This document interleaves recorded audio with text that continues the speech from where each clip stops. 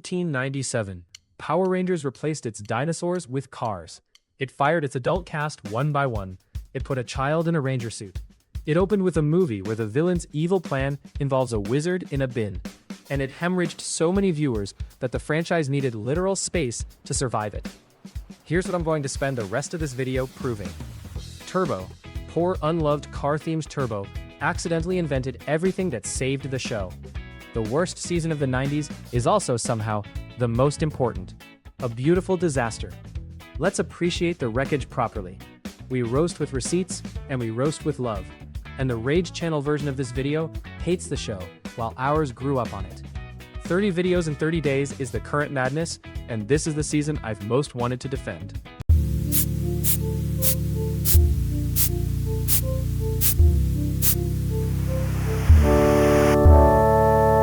Every disaster has a first bad decision. Turbo's happened in a cinema.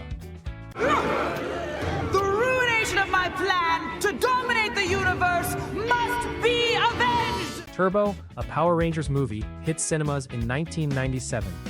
Sequel to the genuinely huge 1995 film, whose chaotic production gets its own video on this channel. The sequel's job was simple. Relaunch the show with a new theme. Cars. Turbo technology. Go. What audiences got, canon on the record, a bin-dwelling wizard called Larry got. A villain, the magnificent Divatox, whose actress invents board games with movie stars, and that's the villain actor's video, receipts on screen. A plot about a volcano wedding. And the debut of Justin, the Child Blue Ranger, the single most relitigated casting in franchise history. Let's do the numbers, because they're brutal. Turbo opened on more than 2,000 screens and took about $3 million in its first weekend. Final worldwide gross, a shade under $10 million. The 1995 film had made 66. On the review side, it sits at 16% on Rotten Tomatoes and 35% on Metacritic. The critics who bothered mostly went after the camp and the effects, though a fair few of them singled out Hilary Shepard Turner's Divatox as the best thing in it. Hold that thought, we're coming back to her. And there's one lovely detail buried in the wreckage. The Turbo Megazord in that film is a suit, a physical costume with a person inside it, at the exact point in the 90s when every other studio was falling over itself to go digital. The creature work on Elgar and Malagor was done by the Kyoto brothers, the shop behind Killer Clowns from Outer Space. Whatever else you want to say about the film, a room of people built that with their hands. Labeled verdict, the movie isn't good. But watch it now, and it's deliriously not good. A fever dream with a budget. And it committed the franchise to a season it then had to spend a year explaining. Which brings us to the real carnage. Silence! Piranhatrons! Monsters! Before we start burying this season, let's give the villain her due. Because Divatox is one of the great ones, and almost nobody says so out loud. Think about what she actually is. Every villain before her wanted the planet. Rita wanted it. Zed wanted it. The Machine Empire wanted it. Divatox wants a wedding. She's a space pirate in a submarine, with a crew made mostly of relatives she can barely tolerate, and a master plan that boils down to marrying a fire demon for the status. She's petty. She's loud. She screams at her own nephew like a woman running a failing restaurant on a bank holiday. And she is, by a distance, the funniest thing in the season. Now here's the bit that gets me. There are two of her, and most of us watched it happen without noticing. Hilary Shepard Turner played Divatox in the film. By the end of that shoot, she was 5 months pregnant. And by the time the series went into production, she was 8 months gone. You cannot hide that under a leather corset on a submarine set. So Carol Hoyt stepped in and played Divatox for the first 25 episodes of the season. Shepard Turner came back in the episode called The Darkest Day, and finished the year in her own costume. Sit with that for a second. The show's lead villain got recast, mid-season, in the middle of the most chaotic year the franchise ever had. And the audience just carried on. If the show ever explained it on screen, I've never found the scene. And I'd genuinely love to be corrected in the comments. Labeled opinion. That's either an enormous compliment to two actresses doing the same voice under the same purple hair, or the loudest thing anyone has ever said about how much attention small children pay to continuity. I think it's both. It's my favorite piece of Turbo trivia by some margin. Guys, I'm the new Blue Ranger. Wow, that's incredible. Right, Justin. We're doing this one properly. because it's the argument that's been starting fights since 1997. The complaint is easy to state. Power Rangers put a kid on the team, not a 24-year-old playing 17, which was the house standard, an actual child. Blake Foster was 11 when he shot the film. Justin was written as 12. And when he morphed, the suit grew him to adult height, because obviously the stunt team could not put a primary school kid into the fight footage. Two things I can tell you, both on the record, and both make the whole thing make a lot more sense. 1. The reason was demographics. The reference record on the era is consistent about this. Testing suggested the show was skewing older than the business wanted it to, so the call came down to put a younger face on the team and pull the little ones back in. Justin was a business decision wearing a character's name. 2. Foster didn't audition, he'd done small parts elsewhere, the production was against the clock, and rather than run weeks of casting calls, somebody simply went and got him. That's the level of forward planning we're dealing with across this entire season. So when people say Justin ruined Turbo, here's my labeled opinion, and I'll take the incoming. Justin was a symptom of the panic. An 11-year-old got handed a franchise's rescue plan, carried it, and then got blamed for the fact that a rescue plan existed at all. By every account, he was a professional about it. The kid did the job. The job was daft. Those are two different sentences, and the fandom spent 20-odd years reading them as one. It is so good to see you again. Alpha and I are honored to participate in this historic transformation. Forget the cars. Turbo's defining feature is departures. Count the exits. All canon, all in one season. Zordon leaves. The actual founder, off to Eltar, replaced by a floating alien head in a hat. Alpha 5 goes with him, swapped for a new model with an accent the fandom never forgave. Then mid-season, the entire adult cast walks. Tommy, Kat, Adam, Tanya, gone in a single episode. Powers handed to 4 newcomers the audience had barely met. The real-world reasons? Contracts, budgets, the production's eternal churn, we've covered across the cast videos. Turbo is where all of it landed on screen at once. Liver? Young Justin, you will continue on as the Blue Ranger. And I want to describe what that handover actually looked like, because it's stranger than people remember it being. It isn't a battle. Nobody dies. Nobody's forced out. Demetria simply tells them, out loud, to go and choose their own replacements. So they do. Tommy, Adam, Tanya, and Kat go out into Angel Grove, find 4 people they like the look of, and hand the powers over in a 2-parter called Passing the Torch. Zordon and Alpha even come back from Eltar to watch it happen. It plays like a leaving do with a cake in it. TJ takes red, Carlos takes green, Ashley takes yellow, Cassie takes pink, and Justin stays. Which means the most argued about casting decision in the franchise is also the only human thread holding the 2 halves of the year together. He's the one person on both teams. Nobody planned that either. And there's a detail in that episode that lands harder the older you get. Part 2 is the last time Jason David Frank, Johnny Young Bosch, Nakia Baris, and Catherine Sutherland appear in the opening titles. The titles. The bit you sang along to. 4 faces you'd watched every weekday morning, quietly removed from the front of the show in the same week. Tommy in particular then more or less vanishes. One Red Ranger reunion aside, he isn't a regular on the show again until Dino Thunder, and that's the better part of 7 years later. That's a long time to run Power Rangers without the face of Power Rangers in it. The result?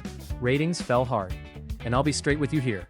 Nobody has ever published clean series-level ratings for that era, so I'm not going to read you a percentage I can't stand behind. What I can tell you is that everyone who covered it says the same thing. The audience that had survived Dinosaurs to Zeo could not survive losing Zordon, Alpha, and the whole cast inside 18 months. By the end of the season, the franchise was in real trouble. Out of goodwill, out of momentum. Labeled reading, Turbo's sin wasn't Cars. It was severing every emotional anchor the audience had, all at once, with no plan except, kids won't notice. Sound familiar? That's the peace conference logic, and we've got a whole video on that one, scaled up to the whole show. The machine never learned. It nearly died of it. But now I have grave news for you. Planet Eltar has fallen to evil forces. Here's the part almost nobody talks about, and it's the reason the redemption case exists at all. 2 problems were baked into Turbo before a frame of it was shot. The first one is the footage. Every Power Ranger season is built on a Japanese show called Super Sentai, and Turbo's donor season was Gekiso Sentai Carranger, which was a comedy. Not comedy in the kids show has joke sense, Carranger was deliberately written as a send-up of its own genre, and the reference sources all use the same phrase for it: self-parody. So the American writers got handed a year of knowingly silly car-themed monster footage, and were asked to build straight-faced drama on top of it. That isn't a production, that's a hostage situation. Problem 2 turned up mid-year. The head writers who had steered the show since season 2, Douglas Sloan and Ann Austin, were suddenly gone. And I'll flag the gap honestly here. Accounts differ on whether they walked or were pushed. Nobody's put it properly on the record, so I'm not picking a version for you. What isn't in dispute is who replaced them. Judd Lynn. Remember that name. It's the most important name in this video. Lynn had been a staff writer on Turbo, one of the crew, nothing more. Halfway through the season, he got handed the entire show. He scrapped the storylines already in progress and started again. And then he ran In Space, and Lost Galaxy, and Lightspeed Rescue, and Time Force. His own description of that stretch, years later, was seasons loaded with some of the most compelling, interesting characters and episodes. Nearly 20 years on, he came back and ran Dino Charge, which is on the channel and the fandom's favorite modern season. Same man, same instincts, labeled opinion, and it's the one I'd defend hardest. Turbo isn't the season that broke Power Rangers. Turbo is the season where the franchise accidentally found the person who'd spend the next 5 years fixing it. The crash and the mechanics showed up in the same block of episodes, which brings us neatly to what he built out of the wreckage. No! The power chamber! Yo! What a complete catastrophe! Now the redemption case, because this is where Turbo gets fascinating. Everything the season broke, it accidentally replaced with something better. The inventory. Invention 1. TJ and the new class. The mid-season replacements, TJ, Cassie, Ashley, Carlos, felt like a downgrade in 1997. Then, In Space happened, and that exact cast became legends. The firefighter, the history maker, the couple we covered in the Turbo and In Space video. Turbo didn't kill the cast. Turbo quietly assembled the cast that saved the franchise, a year early, while everyone booed. Invention 2. Consequences. Turbo's finale does something no season had dared. The villains win. Base destroyed, powers lost, mentor gone, and the Rangers end the season beaten, chasing Divatox into space with nothing. That cliffhanger is the load-bearing beam of In Space. The season fans call the franchise's best. That story needed a franchise worth 0 first. Invention 3. The quiet one. Turbo proved the show could survive anything. Full cast turnover, mentor loss, theme change, a child ranger, a flop film, and still limp to the next season. Labeled opinion. Every anthology-era reinvention that followed, new team every year from Lost Galaxy onward, walks through the door Turbo broke, falling against. No! Only the good energy from my tube can destroy the forces of evil. But Zordon, what's going to happen?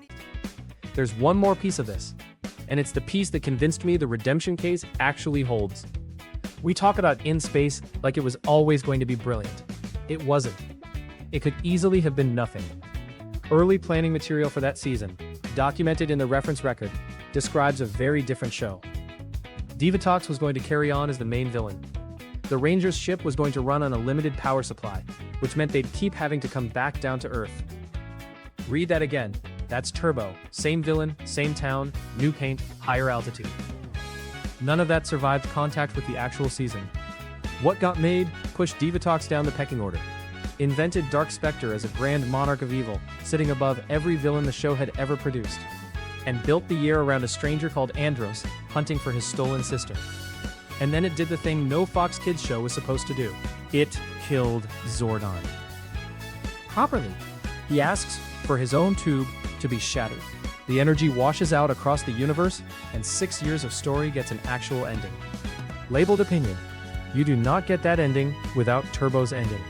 You can't open a season with everything is gone, unless the season before it took everything away and meant it. Turbo took everything away. That explains why I've been dying to eat a bunch of bananas. You got any? I mean, we should be worried about this. And then there's the stuff that's simply wonderfully unhinged. The texture that makes Turbo the fandom's favorite bad season to rewatch.